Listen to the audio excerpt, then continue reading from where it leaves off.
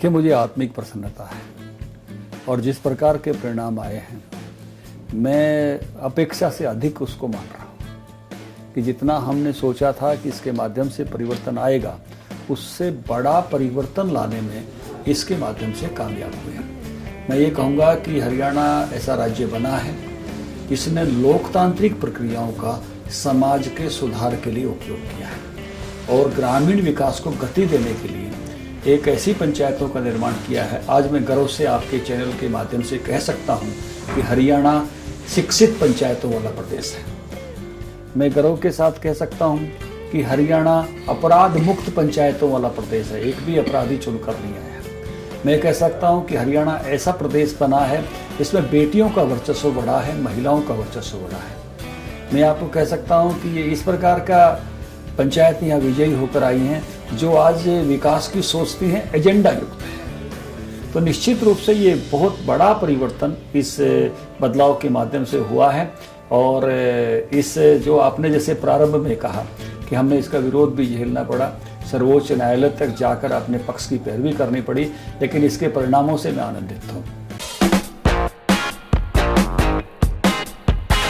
पहले तो 20% से ज़्यादा लोग हमारी पंचायतों में अशिक्षित थे। अभी मैं बहुत आनंद के साथ कह सकता हूं कि 11% लोग तो पोस्ट ग्रेजुएट, ग्रेजुएट इस प्रकार के हैं, ग्रेजुएशन से ऊपर के हैं। 13% ऐसे लोग हैं जिन्होंने +2 से ज़्यादा की शिक्षा ली है और 59% ऐसे हैं जो 10वीं पास हैं और केवल छोटी संख्या ऐसी बची है 17% जो 8वीं पास है। इसलिए मैं कह सकता हूँ कि इस प्रकार के सरपंच हमारे विजयी होकर आए हैं जो सुशिक्षित हैं। मुझे आपके माध्यम से ये बात बताने में बहुत आनंद हो रहा है कि हमारे एक समाचार पत्र ने बहुत अच्छा कार्टून इस पर समीक्षा करते हुए दिया था। एक ऑफिसर बैठे हुए हैं तो उनको जो कार्टूनिस्ट होता है, जो कार्टून का कैरेक्टर होता है, वो कह रहा है कि साहब जरा ध्यान से, अब नीचे भी ग्रेजुएट हैं। तो पंचायतों में भी ऐसे लोग आए हैं जो वास्तव में सब बातों को समझने वाले होंगे और उनका प्रशिक्षण भी हम उस प्रकार से करेंगे कि जिस प्रकार से जो हमारी मिनी सरकार है, एक तरह से ग्रामीण सरकार है, वो बहुत अच्छी चले।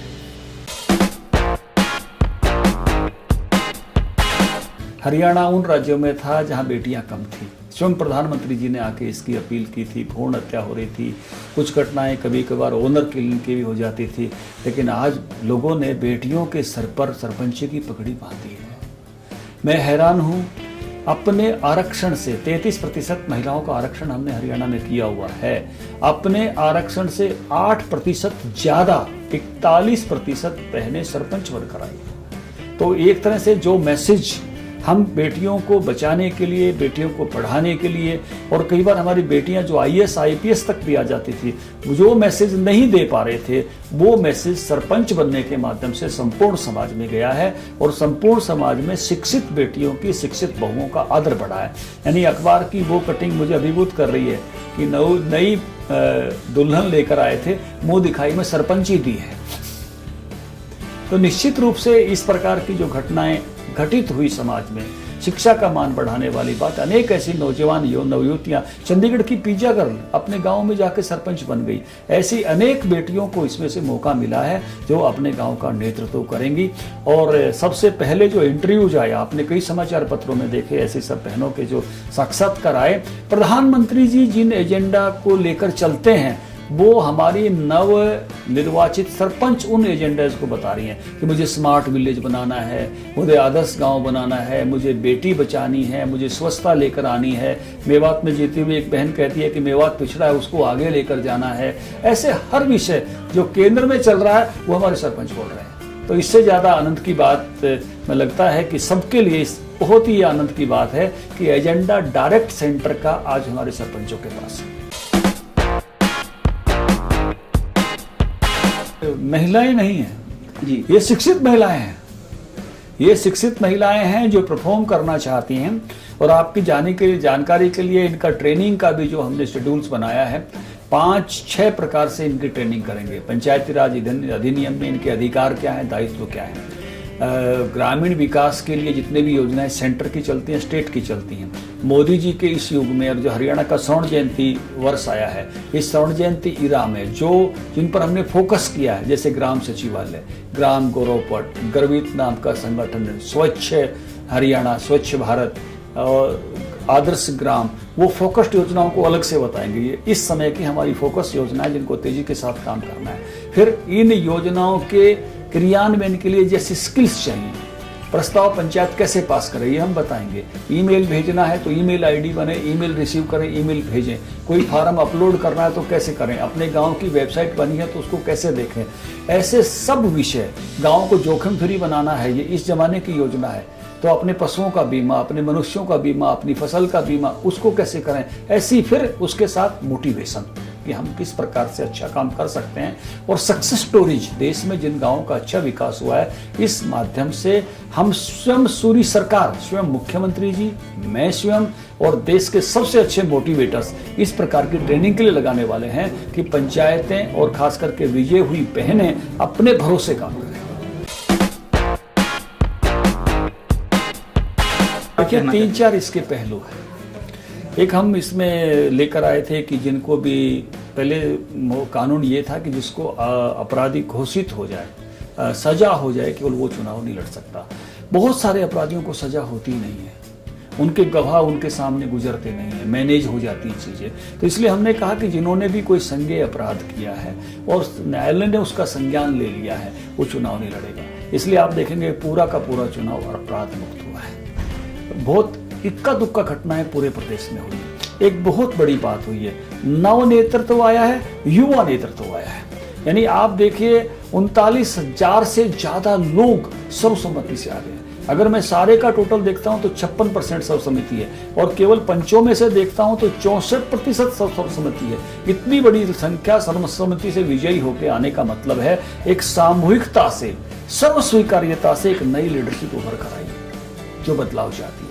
लोग भी बदलाव चाहते हैं। हमारे ग्रामीण परिवेश में इतनी बड़ी जो है सर्वस्वीकार्यता, सहमति अपने आप में एक बहुत बड़ा परिणाम देने वाली है। हरियाणा सरकार को भी इनके लिए 210 करोड़ रुपया जो हमने इनाम रखे थे कि पूरी पंचायत विजयी होकर आती है तो 11 लाख रुपए, सरपंच अकेले विजयी होकर आते हैं तो 5 लाख रुपए सर्वसम्मति से, अगर हमारे जिला परिषद के सदस्य सर्वसम्मति से आते हैं तो हम उनको 5 लाख देंगे, ब्लॉक समिति आते हैं तो 2 देंगे, 2 लाख रुपए देंगे, और हमारे ब्लॉक समिति के आते हैं, इसके पंच आते हैं तो 50,000 रुपए देंगे। तो कुल मिलाकर हम 210 करोड़ से अधिक राशि जो है वो इनाम के रूप में देने वाले।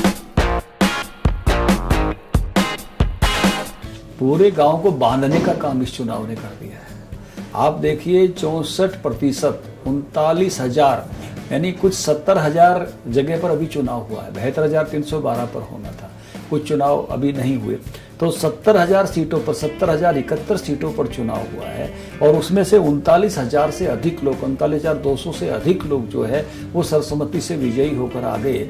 तो इसका मतलब क्या हुआ कि मेजोरिटी आधे से अधिक, और केवल पंच में अगर मैं कहूँगा तो 64% तक जो है 38,000 से अधिक लोग उसमें हैं, 38,855।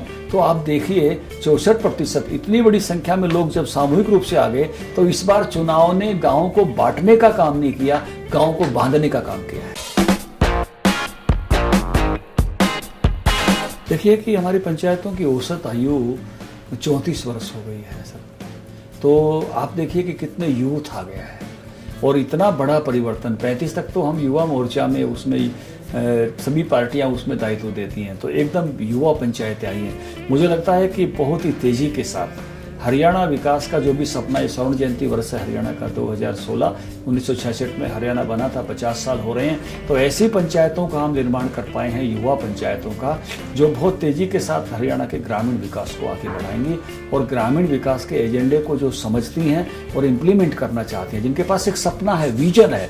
अभी भी आप बहुत सारी खबरें आप देख रहे होंगे तो उन नवनिर्वाचित लोगों का विजन जो है लोगों के सामने आ रहा है। तो ऐसे बहुत सारे विजन रखने वाले लोग, ऊर्जा रखने वाले लोग, जो बहुत ऊर्जावान युवा हैं और एक तरह से पहली बार जिनको अवसर मिला है, जिन्होंने कभी जीवन में शायद सोचा नहीं था कि सरपंच में पंच बनने का उनको अवसर मिलेगा, ऐसे लोगों को जो अवसर मिला है वो अपने गांव के लिए बहुत कुछ करना चाहते हैं। और निश्चित रूप से उनकी जो ऊर्जा है उसका प्रयोग जो है हरियाणा ग्रामीण विकास मंत्रालय, हरियाणा सरकार करेगी और तेजी के साथ हम हरियाणा का विकास कर पाएंगे।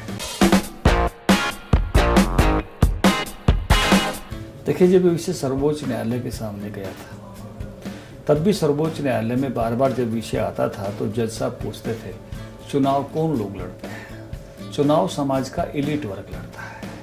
बहुत साधारण लोग चुनाव लड़ने नहीं आते, बहुत खर्चा करके चुनाव होता है, बहुत प्रमुख लोगों में से लोग चुनाव लड़ने के लिए आते हैं। लेकिन उसके बावजूद भी आप देखिए जितनी बड़ी संख्या में ये सब लोग आए हैं, विजयी हुए हैं, सर्वसम्मति बनी है, इस सब की चर्चा हो रही है। बहुत मामूली सी संख्या, यानी 72,000 जो चुने जाने थे उसमें से 2,000 स्थानों पर हमको प्रतिनिधि नहीं मिले हैं। 6 महीने के अंदर अंदर अभी हमने सर्वेक्षण शुरू कर दिया है, प्रतिनिधि क्यों नहीं मिले, उसके बहुत सारे कारण हैं। किसी गांव में शिक्षित लड़कियां थी लेकिन उनकी उम्र फरवरी में 21 साल की हो गई। किसी स्थान की जानकारी मिली है कि 4 कैंडिडेटों ने फार्म भरा था, उन पर सर्वसम्मति नहीं बनी, गांव सर्वसम्मति बनाना चाहता था, 5वें पर सर्वसम्मति बनी, उसने फार्म नहीं भरा था। कुछ स्थानों पर ऐसा भी हुआ है कि लोगों ने जो ड्यूज जमा कराने थे उसके कारण से नहीं कर पाए। तो मैं एक एक स्थान का सर्वेक्षण करा रहा हूँ, कौन से कारण रहे हैं, और 6 महीने के अंदर अंदर हमको पुनर्चुनाव कराना होता है। ऐसे सब स्थानों पर मैं आपके चैनल के माध्यम से कह सकता हूँ कि हर स्थान पर योग्य प्रतिनिधि मिलेगा। ये तो हमने नहीं कहा, आप अपने शब्द मुझ पर मत डालिए। हमने केवल एक अवसर दिया शिक्षित लोगों को, क्योंकि हम उस बात को मैं पंचायत मंत्री के नाते महसूस कर रहा था कि बहुत बड़ी मात्रा में अनियमितता के ऐसे केसेस जाते थे। सरपंच आकर कहता था जी मैं तो अनपढ़ हूँ, मेरा अंगूठा लगवा दिया गया। देखिए, सरपंच को हिसाब किताब रखना होता है, सरपंच को चेक पर साइन करने होते हैं। ऐसे 29 कामों की सूची दी है पंचायती राज अधिनियम में जो सरपंचों को करने होते हैं। जब इतने बड़े काम उनको करने हैं, ये काम किसी विधायक को भी नहीं करने पड़ते हैं, इस तरह से चेक पर साइन नहीं करने पड़ते, अकाउंट नहीं रखना पड़ता, हमको मंत्री के नाते भी नहीं रखना पड़ता, हमारे साथ भी पूरा डिपार्टमेंट लगता है जो इस काम को करता है। सरपंच को खुद करना पड़ता था। तो उसमें से हमको लगा कि ये समय की आवश्यकता है, शिक्षित सरपंच बने, और निश्चित रूप से सब लोगों ने अब इसको एप्रिशिएट किया है और उसमें से हम आगे बढ़े। देखिए, एक तो हमारे नगर निकाय, नगर निगम, इनके चुनाव सब होने हैं, तो इन्हीं सभी शर्तों के साथ हम उनमें भी जा रहे हैं। हम चाहते हैं कि ऐसे नई शिक्षित लीडरशिप हमारे नगरों में भी आए और इसी तरह से हमारे नगर भी तेजी के विकास के साथ आगे बढ़े।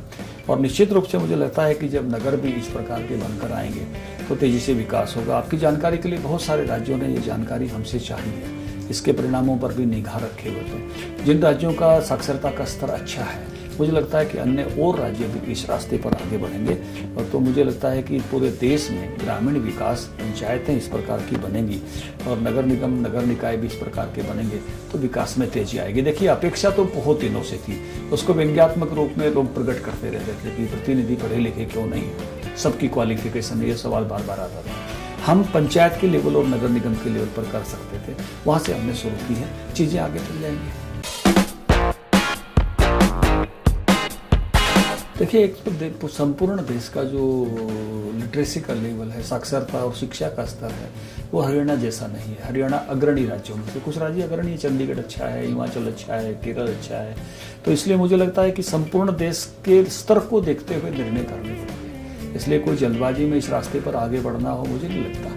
लेकिन ये निर्णय करना भी हम राज्य में से इसको नहीं कर सकते। जैसे आपने कहा, ये संसद के परव्यू का क्षेत्र है, संसद के अधीन का क्षेत्र है। तो जब देश के हालात को समझते हुए संसद को जब लगेगा तो मुझे लगता है विधानसभा के का निर्णय भी विधानसभा के हाथ में नहीं होता है, संसद के हाथ में होता है। जैसे पंचायतों के बारे में कानून बनाना हमारा अधिकार क्षेत्र है, विधानसभा और लोकसभा के बारे में कानून बनाना ये लोकसभा का ही के अधीन क्षेत्र है।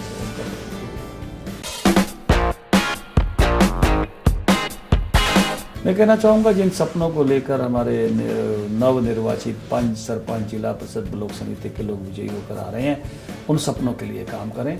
हमारी सरकार उनके सपनों को पूरा कराने के लिए भरपूर काम करेगी, भरपूर उनकी मदद करेगी। एक विकसित हरियाणा, एक शांति प्रिय हरियाणा, एक उद्योग क्षेत्र में, कृषि क्षेत्र में, पशुपालन में, हर क्षेत्र में एक ऐसे खिलाड़ी हम अच्छे हैं, सैनिक हम अच्छे हैं, सर्विस सेक्टर में भी हम अच्छे हों, ऐसे हम सबका एक सपना, साझा सपना है। तो वो जो नए प्रतिनिधि सपना लेकर आए हैं, पंचायत मंत्री के नाते उनको पूरा करने के लिए हम पूरा दम लगाएंगे।